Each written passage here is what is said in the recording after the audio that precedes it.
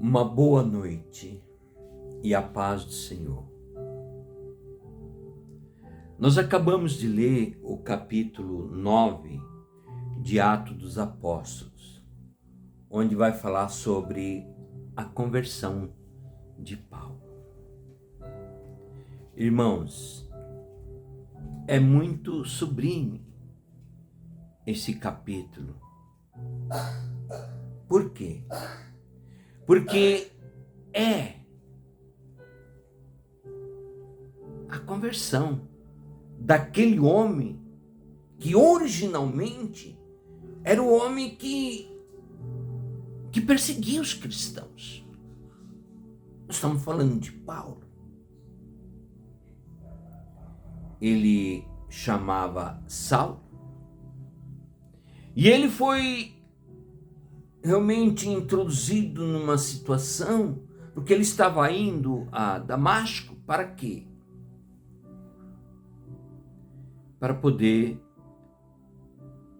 matar uns cristãos que estavam ali, que estava incomodando, né?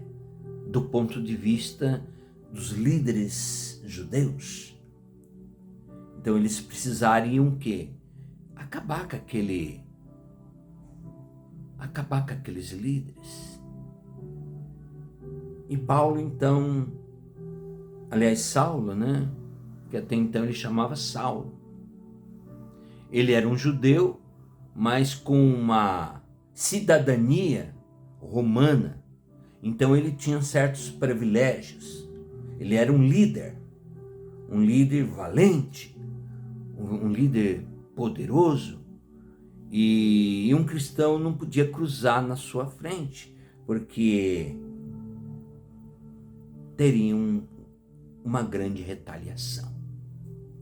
Mas naquele momento, ele se depara com o líder dos cristãos, com nosso Senhor e Salvador Jesus Cristo. Então aquele homem, ele se vê numa forte luz que ofuscou os olhos dele e ele caiu por terra. Certamente ele estava montado em um cavalo. Então, naquele momento, então ele dizia: quem és? Quem és tu? Ele perguntou. E então vinha uma voz, que era a voz do nosso Senhor Jesus Cristo. Eu sou Jesus, a quem tu persegues. Esta foi a resposta de Jesus. Então Paulo, ele cai ali e ele não enxerga mais absolutamente nada. Ele passa a viver, a partir daquele momento, ele passa a viver em trevas. E a partir daquele momento, durante 3 dias, ele fica nessa condição. Durante 3 dias, aquele homem que era o grandão, que era isso, que era aquilo, que fazia, acontecia, que matava os cristãos, que perseguia, naquele momento, não era mais nada. Porque ele não enxergava mais nada. Ele não via mais a luz. Ele só via trevas. Mas aquele Senhor que dizia para ele: vá até a cidade e procura um homem por nome de Ananias, que ele vai recuperar a sua visão. Procura ele. E ali certamente alguns soldados, né, vendo toda aquela cena, deve ter pego ele ali pelos braços, porque ele não via mais nada. E aí então foi em direção à cidade.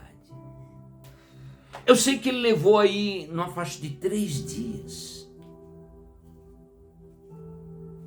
Vivendo naquela situação, e ele passou naquele momento num processo de jejum, também, ele realmente ficou numa situação muito delicada.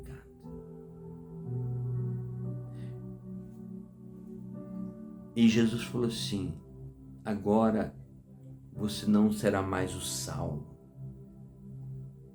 mas sim Paulo.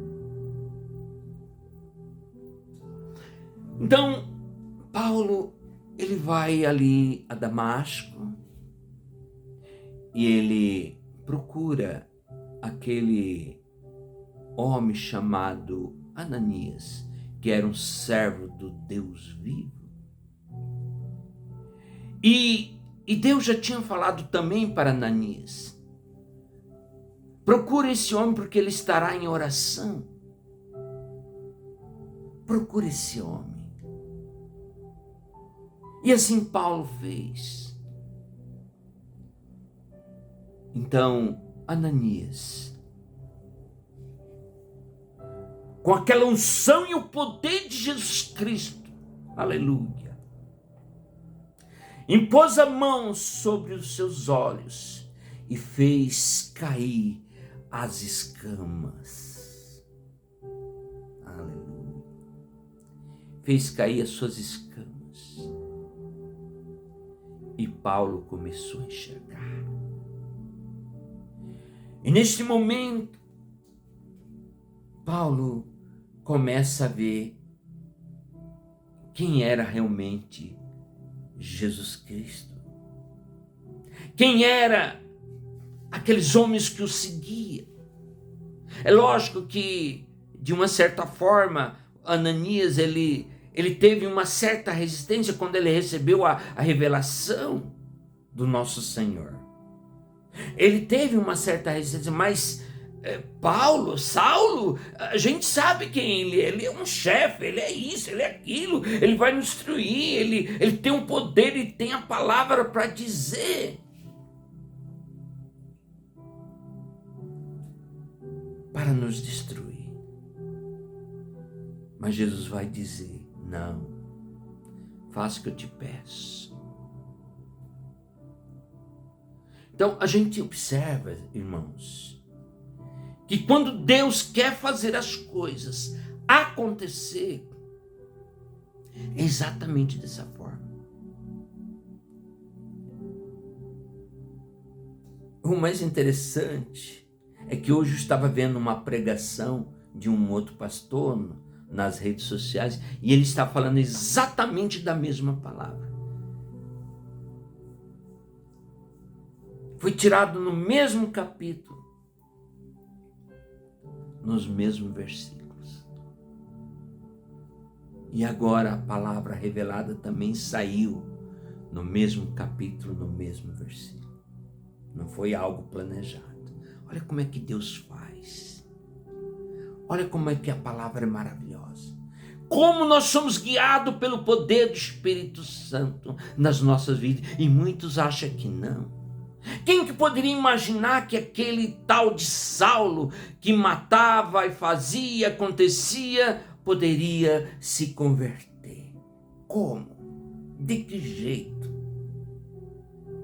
Quantas pessoas hoje, neste mundo, neste Brasil, que muitos são contra. Nossa, aquela pessoa deveria morrer, aquela pessoa é isso, aquela pessoa é aquilo. Aí eu até falei para minha esposa hoje, eu falei para ela assim, nessa mesma palavra, não agora, na parte de cedo. E se fosse aquele inimigo número 1, eu não vou citar o nome, claro, né? Se fosse aquele inimigo número 1 do Brasil, que todo mundo tem pavor, tem pânico da pessoa. E se ele se convertesse? E aí? Como é que ficaria? Como é que ficaria, irmãos? Será que você estaria disposto a perdoar por todos os crimes que ele também cometera? É uma boa pergunta. Então, irmãos,